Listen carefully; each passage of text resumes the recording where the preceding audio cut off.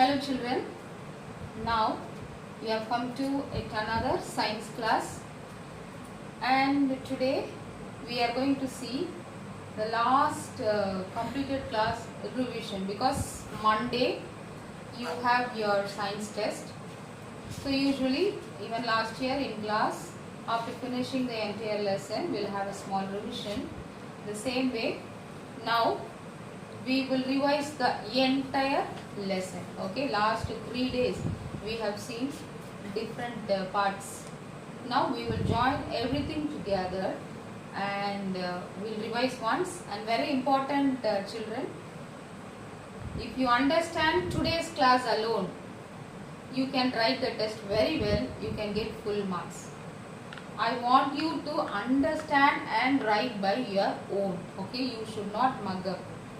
Anyways, daily whenever the classes were going on, you were writing PQ questions and you were writing S1 like workbook content, and at last all together I have given one notes also.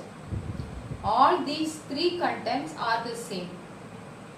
The same questions in different format we have given, and if you write answers for all the 3 types, the same type of content answers in PQ type, PQ question type, and the workbook type, and the last set of questions what I gave from that, you will be thorough with this content and very easily you can write the exams. Now our lesson is about habitat. So coming Monday you are going to write test on habitat, and as I told you already, this test will be descriptive type test, which means you will not have one words like fill in the blanks, match, choose, nothing. You have to explain and write. We wanted to know at home you are sitting and watching our videos and following, whether you are following, whether you are able to write whatever I explained, that we wanted to test.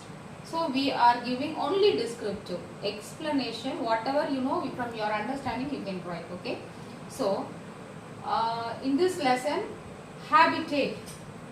What is habitat? Habitat means the living environment with non-living things. So on this earth, whatever things are available, they all are called habitat. Suppose kitchen, what will you say kitchen? If you take your house, you have different rooms. Okay, so kitchen means what? All the things related with the kitchen items combined together will be there in a place, so you are calling it as kitchen, right? The same way, if you take earth, we have so many planets in the universe. In our own planet, that is in earth, whatever things, whether it is living or non-living, whatever things are available, they are called habitat. So if I ask you the question, what is called habitat, or describe about habitat, I want everyone to write with your own answer. You should not take a classwork or the PQ questions, whatever is given, and comment point like habitat means living environment of a particular organisms or non-living things together, they are named as habitat. No, same set of answers. Now I am explaining you the things, both living and non-living things available on this earth planet is called habitat. You change little bit with your own wordings, you have to write. Got children? So your questions will be in that way only. Then we have learned what is diversity. This is also another term. Diverse, word means dividing. So already we have so many things, but they are not the same. The meaning of diversity is not the same, various. So if you take the entire world, you can divide the entire materials into 2 major groups called living and non-living. Again, when you come into the living, you can divide into several types: land living, water living, or animals based on their body parts, or animals based on their behavior. So many variations. Again, when you go to the non-living things, we cannot say all the non-living things are the same. There are natural non-living things, there are man-made non-living things.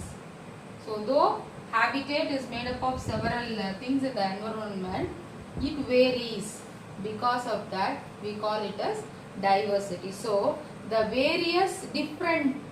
difference find among the things available on the earth is called diversity. So you can explain with your own words, understanding what is this difference among the available things in the habitat is called diversity. And next we have learnt what is flora. Flora, if you recollect, if it is class, I would have asked question. Now also you can answer. What is flora? Plant. All the plants available on the earth, they are called flora. Flora is the scientific term for the plant. To refer plant, we can use the term called flora. And flora, in the sense, it will also again will have so many diversities like this. Simply a term we are saying as flora, plant, but in water you will have different types of plant. And the land you will have different types of plant.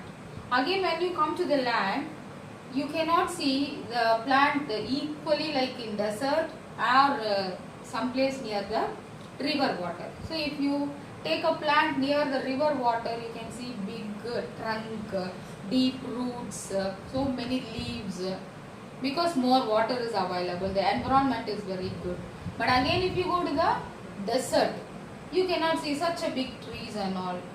The entire body part of the plant will be different. They will have very short roots, they will have short body. So that is only called diversity. Plant is a common term, but again there will be so many variations. Then we learn what is fauna. Fauna is nothing, animals. How we name all the plants as flora, the same way all animals together we can call as fauna. Animals in the sense starting from amoeba, a very small microorganism, till elephant, whales, like so many big animals, and till including we human being, we can call them as animals. So the entire living community is of the two types called plants and animals. Plants are otherwise called as flora and animals are otherwise called as fauna. Then what do we learn? Terrestrial. What is meant by terrestrial? The recent class we learned land living. The entire land area we can name as terrestrial. Again, you can see diversity even in terrestrial land. We have terrestrial and the next one is called aquatic habitat. The difference is terrestrial is fully land and aquatic, wherever we have water bodies we can call as aquatic. Now again in the terrestrial form you will have diversion. Again you can see so many differences. Though we are calling as land, when you go to Himalaya, big mountain with ice, very chill climate. The same mountain, if you come to some other our south side mountain, you cannot see ice, green color filled with so many plants, so many trees. We have different types of mountains here in our South India. Then deserts, then grassland, forest. There is a huge difference. We have two different lands called grassland and forest. If you go to forest, you will have all types of plants. So many long, large, big trees and very short, small trees, tender trees, all kind of trees, very nearly grown up one you can see. but there will be variation. Some trees will be so tall, so big, so fat, and some trees will be very lean, very small, very short. But when you come to the desert, there is no plant at all. Then when you come to the grassland, only grass. You cannot see any trees or other plants with the stem kind of thing. Wherever you turn, equal green color grass you can see. So that is also one of the type of the terrestrial form. So we have terrestrial, and when we come to aquatic, this is called water. So in water we can have marine, fresh water. Water is again divided into two types. Marine water means salty water. The entire water will have so much of salt. And fresh water is without salt. No salt in that. That is called fresh water. Again, you will see variety of plants and animals inside this water. The animals which live in the marine water, they will be as per this thing. They many more salt if they enter into their body also. It will not affect the fish or organisms, any other organisms. When you come to the freshwater fishes, their body structure will be entirely different. They need more salts because in fresh water there will be no salts. For some basic body works, we need some basic minerals. That will not be there in the water, fresh water. So their body will be depending upon them. This and all you will learn in your higher class. As of now, you should know aquatic means water bodies, and there are two types of water bodies. One is called marine, which is salt water. One is called fresh water, which is of no salt. Then next we learn what is biotic. Biotic means what? Bio the term. What? Living. From the beginning in this lesson, I am telling you, we are learning so many new scientific terms for the normal English term. So hereafter in your higher classes, wherever you go, you should use only this scientific terms. You should not flora, you should not say plants, you should say flora. It's a scientific term. You should not say animals, you should say fauna. You should not say land, you should say terrestrial. You should not say water, you should say aquatic. You should not say living, you should say biotic. Biology lesson we say no. Biology means a study of the organisms, living animals, both plants and animals. So biotic means all the living things together we can call as biotic. And in this we have mainly plants, that is producers, consumers and decomposers. Again, in each and every step you can see this diversity. We give common name, but inside that again we have division. Okay. So biotic means all the living organisms together, whether a plant or animal, we call them as biotic group, biotic habitat. And again you can divide them into three categories called producers, consumers and decomposers. What are producers? Nothing but plants. Plants can produce their own food using the sunlight, water and carbon dioxide. So we call all the plants as producers.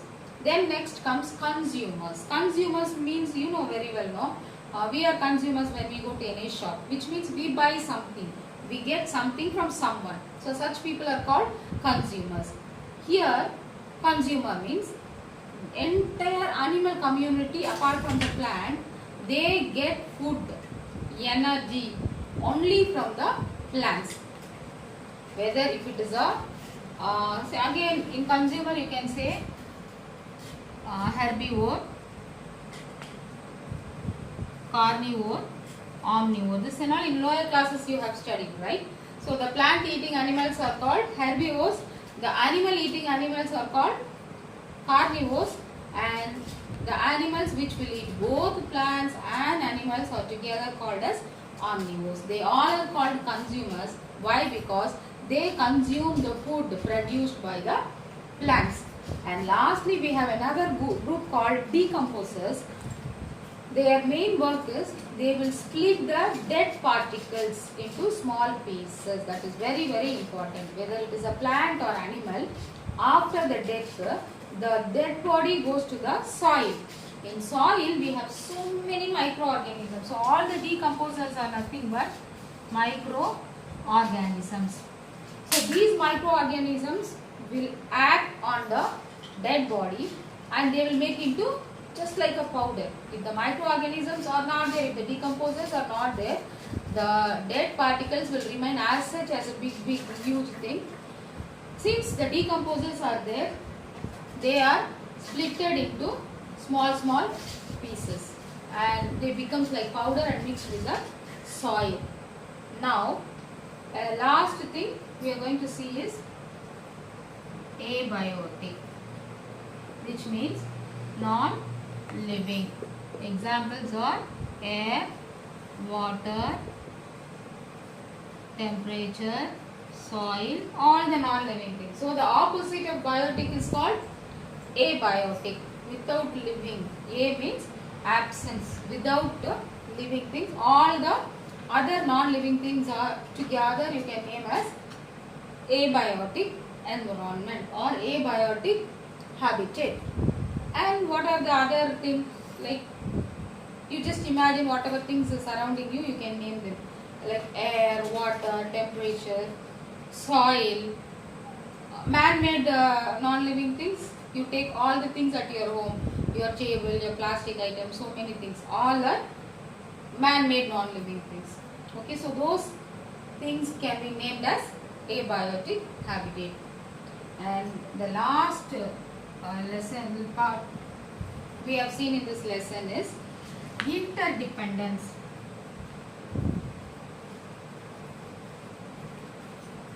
What is interdependence? Just depending each other. Biotic and abiotic components, they depend each other. Without biotic, abiotic may not be there, and without abiotic, for sure biotic will not be there. That process is called inter. Inter means among themselves, dependence. They depend each other. Now, how they depend each other? See, biotic organisms, when we breathe, we take oxygen and we release carbon dioxide. So from our body, carbon dioxide is coming out, it is entering into the environment. That is one interdependent. Environment is filled by carbon dioxide because of living things. Then the biotic organisms, they depend mainly on non-living things. That is abiotic. How the main producers are plants. How are they producing food? How are they trapping the sun energy? Only with the help of air, water and heat. That is sunlight, right? So if these non-living things are not there in the world, for sure living organisms cannot live on this world, either a plant or animals. Because first of all, if there is no air, no water, plants cannot grow. If there is no plant, there is no plant eating animals. No herbivores you can find. And if there is no herbivores, no carnivores also. The animals which will eat small animals, they will not have food. So nothing will be there on this world. So the base for this biotic factors is called abiotic only. So using the air available, using the water and the sunlight, plants produce food. And also the soil has many minerals, vitamins, and they are absorbed by the plant, that is also stored by the plant. So when we animals, we use that, for sure that minerals are passed into the animal's body too. So this is called interdependence. So children, as I told you in the beginning, if you observe this class again and again, I am very sure that without memorying, without again reading your book for several times, you can understand all the concepts and write Monday's test. Entire lesson, whatever we learned, I have given in a short form, and from this forms only most of your questions are there.